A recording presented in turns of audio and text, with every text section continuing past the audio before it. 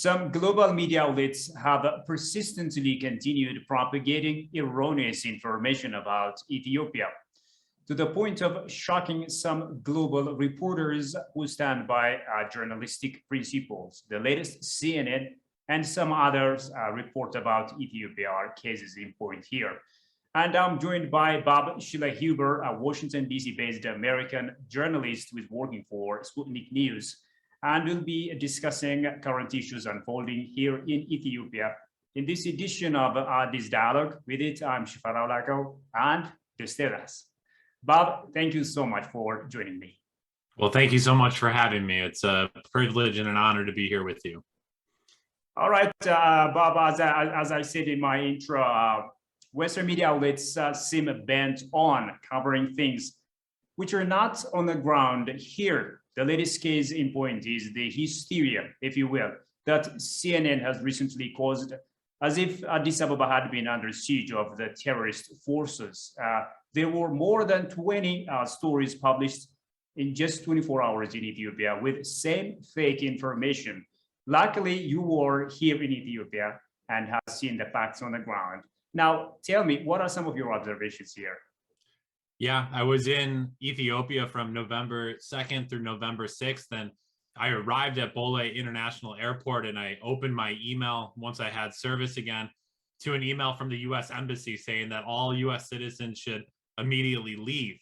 And I wasn't about to get back on a plane and travel the 17 hours back. So I said, I'll stay a little bit and see what's going on for myself. And once you get to Addis Ababa, as your listeners know, there is not the conditions that are described by the CNN, the Washington Post, New York Times, and the US government. The city obviously is in a moment of great, there's a lot of stress, there's a lot of fear. Obviously, people are very anxious around what is taking place, but the city itself was not under siege. I was able to take a tour of the city. I was able to meet quite a few people, and I was able to freely walk around on my own within Addis Ababa. And if there was a war, or if the city was under attack, I do not think I would be walking around the city by myself, casually taking in the sights, meeting people, getting great food. And so obviously what I saw actually being in the country, unlike so many of my colleagues in the news media here in the United States, is a completely different story. Apart from pushing lies and falsehoods about Ethiopia, these Western media outlets are also trying to tarnish the image of the country, reporting exaggerated and horrific stories about the IDPs who fled their homes in various parts of the Amhara region, for example. Are there any observations that you made in this regard from your recent trip to Ethiopia, especially your visit to the state of Amhara? Yeah. And, we often say that the US media is one-sided. And in this conflict, they're not just one-sided. They're actively working to push a side on behalf of the TPLF. And they're only highlighting those who are in a certain part of the country, not the whole country. So when I arrived to Ethiopia, I wanted the opportunity and flew to Bahar Dar to understand what was happening to the people of Afar and to Amhara. And so I arrived at Bahar Dar to what was going to be a retail center for the city that has now been turned into a makeshift camp for people who have been displaced from throughout the northern parts of the Amhara state and across from Dessie, Kombolcha, places like Lalibela, World Heritage sites that the TPLF has now invaded and destroyed people's homes that I heard stories about. People had been raped. I heard stories. People's livestock and their crops have all been destroyed.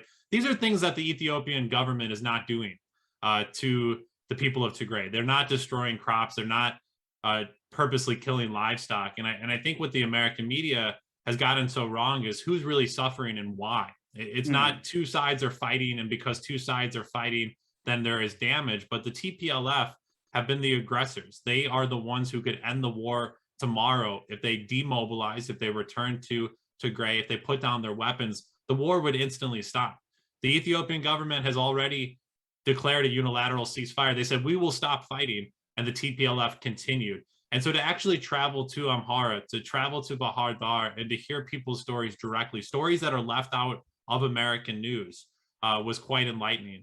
And I could not imagine it. And we were talking about how these people at these camps, the Ethiopians at these camps, they actually are more familiar and have read more American news than most Americans have, which tells you a lot about how little the American people read news here, unfortunately. But to be able to be in those camps and to read the news and watch yourself completely erased from history, erased from Yeah. these stories, was something that I could not stand by. And I needed to go and hear for myself and bring those stories back to an American public. And people have been thankful, because if not for me, if not for a few other journalists, those stories would never be told. The stories of tens of thousands of people being displaced violently by the TPLF right now. And that's what I found when I was in Bahar Dar. Exactly. Let's also talk about the TPLF propagandists and their Western media lobbyists feeding each other. What you see on the Western media outlets is nothing but a reflection of TPLF's barrage of insults against Ethiopia, right? How should Ethiopia cope with such challenges? They have access and they have control of people that are in different settings, again, like nonprofits, like think tanks, like universities and media, and they manipulate the stories of what the truth is on the ground in these countries. And unfortunately, the Ethiopian government and the Ethiopian people have not been able to yet, and they're starting to have a voice within that narrative. And right now, what we're seeing is that the TPLF is effectively controlling the narrative in all of these different spheres. And so if the media needs a quote from somebody, they just go to the academic or the person in the nonprofit that the TPLF has already gotten, and then they pull a quote from them. And so it becomes this kind of becomes an echo chamber where then everybody is saying the same thing. The TPLF is good. The TPLF should be in negotiations, which is just not the truth. And unfortunately, the Ethiopian people, the vast majority of Ethiopians, have completely been silenced because of this investment by the TPLF over 10, 20, 30 years while they were in power. They've completely been able to shape the narrative. And unfortunately, again, because a lot of Americans don't know a lot about Ethiopia, we just believe what's in the news. And unfortunately, what's in the news is not the truth. Exactly. And Bob, the irony is that they're reporting from another country, say Nairobi, or other nations for that matter, about Ethiopia. They don't even care about seeing the realities on the ground. And now tell me, what kind of reporting is that? Yeah, I mean, it's interesting here in Washington, D.C. I don't know if many people know a lot about our nation's capital. In Washington, D.C., there are 700,000 people that live here, and we do not have democracy in Washington, D.C. I do not get a vote for a senator or a Congress member. I do not have representation. So the U.S. media and the U.S. government, they don't care about their own citizens having democracy. And in Southeast Washington, D.C., which is nearly 90% Black and is one of the poorest parts of the city, you have Washington Post reporters writing about what's taking place in Southeast Washington, D.C. without ever going to Southeast Washington, D.C. They refuse to drive 2 miles. They won't go 2 miles across the bridge to tell what's happening in these parts of our own city where they live. Yeah. So it's not surprising they're not willing to go all the way to Addis Ababa to tell the truth. They're not willing to drive 2 miles. The Washington Post refuses, or the CNNs or the New York Times or AP, all of these outlets, they refuse to go and talk to the people that are impacted by violence, impacted by capitalism, impacted by our military. Even if it's right next door to them, even if it's 1 or 2 miles away, they will not go. And so we're seeing the same thing at an international level, that they're unwilling to go to Addis Ababa and they go to Kenya, to Nairobi instead. And again, if you are 2 miles away, or if you're 1,000 miles away, if you're not on the ground, if you're not meeting with people that are impacted by violence, you will not be able to tell the truthful story of what's taking place. And it makes you wonder, why do you not go the extra 2 miles? Why do you not go from Nairobi to Addis Ababa? It is not that far. These people are intentionally leaving out the truth. It's not by accident. They didn't buy a ticket to the wrong country. They didn't say, oh, Nairobi's not in Ethiopia. They know where they are, they know what they're doing, and they're purposefully erasing the truth and telling lies. Yeah, so it's intentional, right? Yes. Okay. Also, some of the schemes that the United States of America uses to twist, if you will, your hand, are imposing sanctions and inciting the people against you. And this is exactly what it has been doing for some time now, in addition to the recent military intervention threats that we're hearing. What have you made out of all of these things? Yeah, sanctions are incredibly violent. I think in many ways in the United States, our government and our people think that sanctions are a peaceful way to try to change somebody's mind. But sanctions are incredibly violent. We have sanctions, I think, on nearly 80 countries around the world. That impacts the ability for countries to get food, to get groceries, to get medicine. These sanctions hurt countries, and they're designed to pressure the people into pressuring their own government. It's not about pressuring a government. It is directly aimed at the people of Ethiopia, these sanctions by the United States. And that is incredibly violent, and it's incredibly wrong. And it's by no means helping the country whatsoever. And as much as I explained that the United States doesn't care about democracy because we are not a democracy, I do not have voting rights in Washington, D.C., the capital of the country. We clearly do not care about democracy in Ethiopia, because if we cared about democracy in Ethiopia, the US government would support the democratically elected government of Ethiopia. But instead we try to play, oh, there's two sides, both sides need to talk. That's ridiculous. There is the TPLF, which is attacking the democratically elected government. So if the United States was honest in its word, it would not put sanctions on the country. It would support the Ethiopian government however it could. And I do not believe, unless I've missed something, that the Ethiopian government is calling for US soldiers to be in the country right now. And by no means, I absolutely reject any notion of there being a US military presence in Ethiopia. It will only make things worse. We're also hearing that the USA is pushing some public figures and government officials to leave the country as part of its evil scheme of tarnishing the image of the nation. I really want to hear your say here. Well, I think it's funny, the line, and funny, tragically funny, the line that the United States has used from Joe Biden to Jeffrey Feltman, the U.S. envoy to the Horn of Africa, has been Africa solutions for Africa problems. So why exactly are Americans dictating and telling Africa what to do? Why are American citizens, like our Secretary of State, Anthony Blinken, why are we so involved in Africa if we think that the solutions will come down to the African people, which I truly believe. I am pretty confident the African people and the people of Ethiopia can resolve their issues within their country. They've already addressed them loudly. In 2018, there were loud protests that kicked the TPLF out of power. So why is the United States coming in now and trying to change the rules, trying to change the outcome, trying to change the score? The game's over, and the United States is upset with how it ended. And now we're trying to put these sanctions. We're trying to dictate where different leaders go. And in many ways, if there's any group that the United States is trying to support leaving the country peacefully, are TPLF officials. There are dozens of TPLF high officials here in Washington, D.C., going on the news, going on outlets like Al Jazeera. I mean, it's remarkable that Al Jazeera had interviewed somebody, and I forget his name, from the TPLF, who has an arrest warrant for them in Ethiopia while he's here in Washington, D.C. So you actually had Al Jazeera fly over Ethiopia to interview somebody in Washington, D.C., who has an active arrest warrant in the country of Ethiopia. And so, again, it's absolutely shocking to see how the United States has involved themselves and who they continue to back in this conflict. Yeah.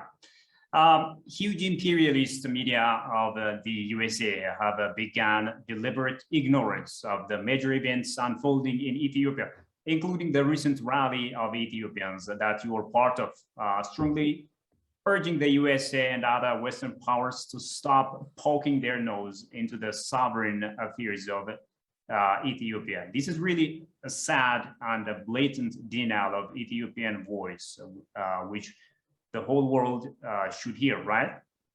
No, absolutely. It was a remarkable week that I was there because it was the 1-year anniversary of the November 4th Northern Command attacks.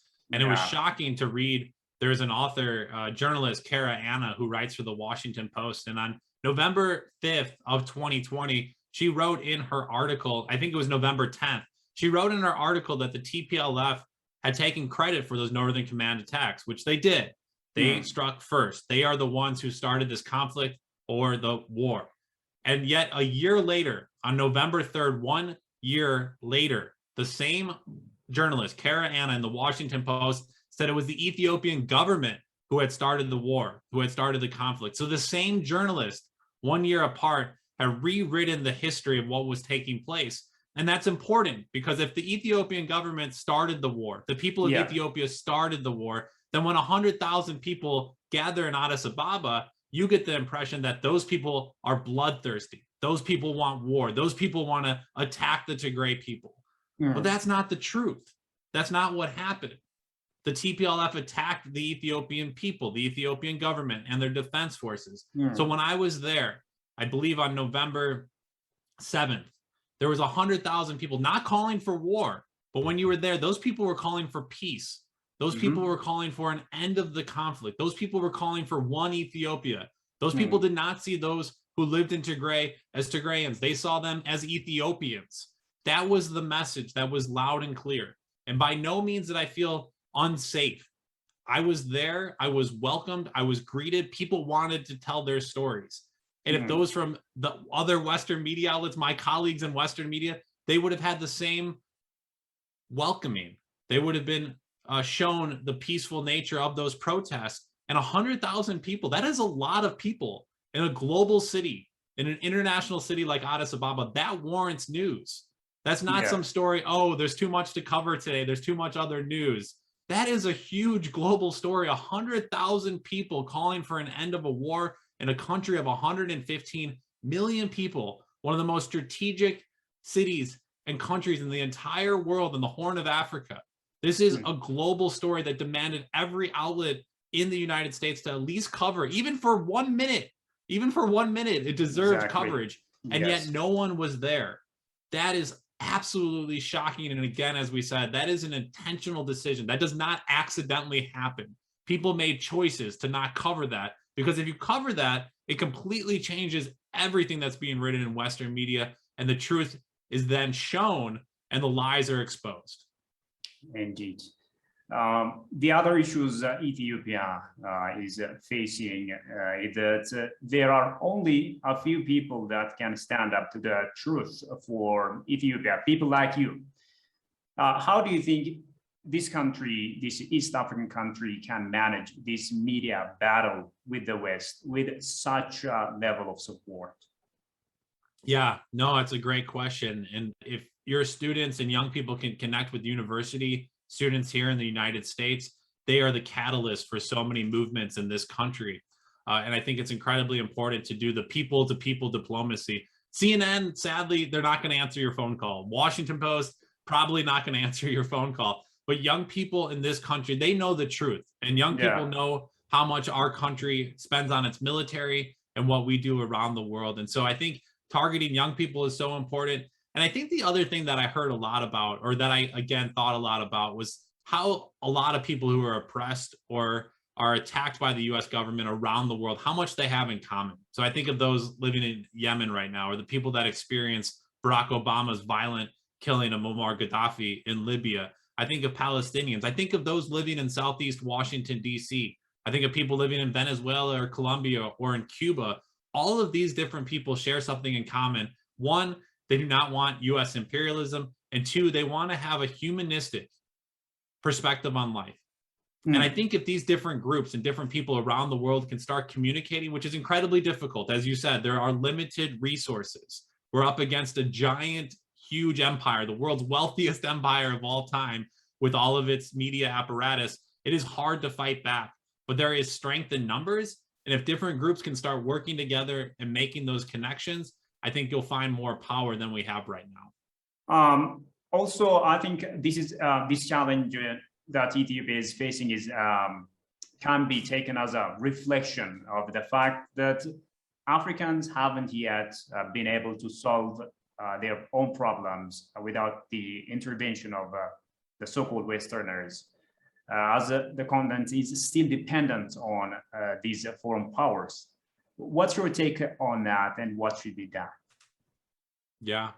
Well, I think everyone knows there that Ethiopia has not been colonized. It's an uncolonized people. So for a long time, you have survived and lived and evolved as its own people. And I think the removal of the TPLF from power in 2018 shows that Ethiopians can come together and do what's best for the collective whole, everyone, for the country. And so I think Ethiopians have offered solutions to their own issues. And the building of the Grand Ethiopian Renaissance Dam, a project that the United States and Egypt has been aggressively fighting back against, is Africa solutions for Africa problems. People needed electricity. And unlike the United States, who burns oil, burns coal, destroys our planet, you are building a hydroelectric plant that will transform the continent, transform the world, not just Ethiopia. And so I think there are examples of how Ethiopians have come together to present solutions to their own problems. I think it's the United States that gets in the way and actually slows down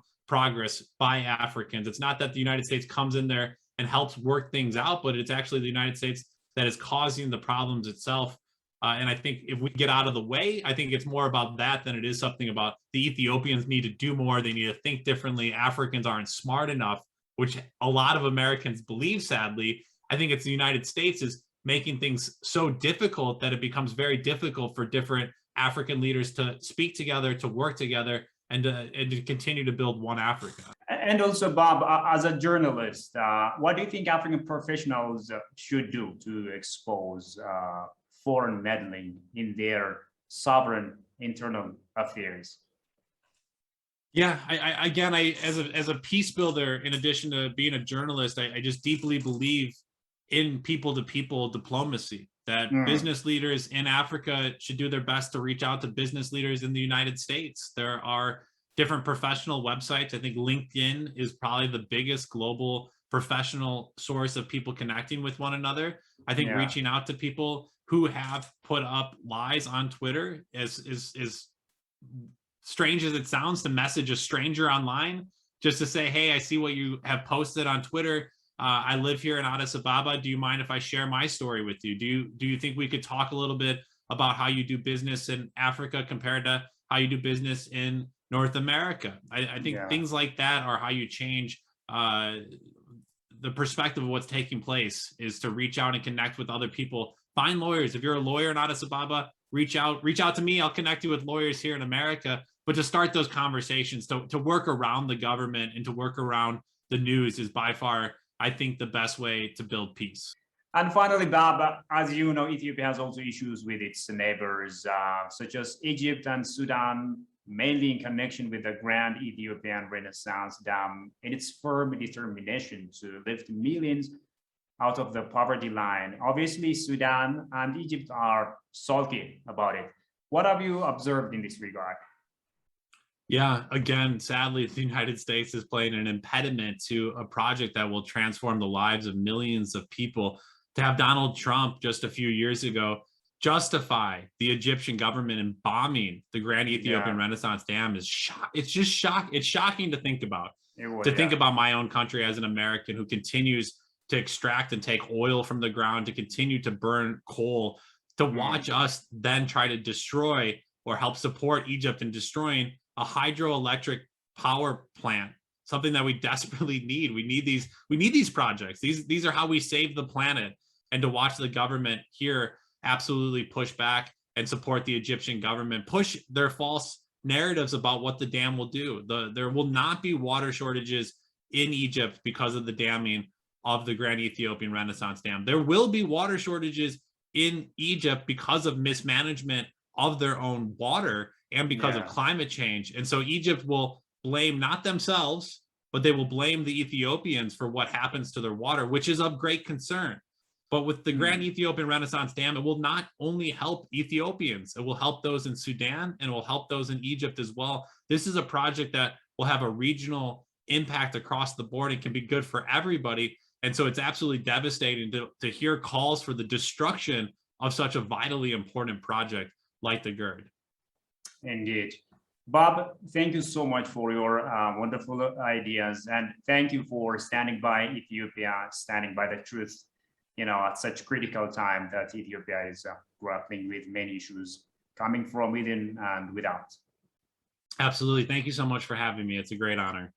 All right. Well, dear viewers, with that, we come to the end of today's program. Many thanks for watching us. And till I see you next time with another program, it's goodbye from me, Shifarao Lako. Bye-bye.